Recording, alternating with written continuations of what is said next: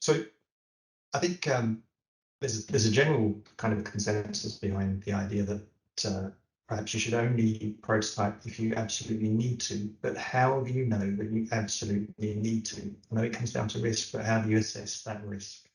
You have a point there. Yeah. It may come down to ideas like mission critical, if lives are on the line, things like that. I mean, developers that I talk to that are making systems that go into airplanes that fly human beings around. I mean, of course, then the answer is yes. It's always worth it because you're going to save human lives.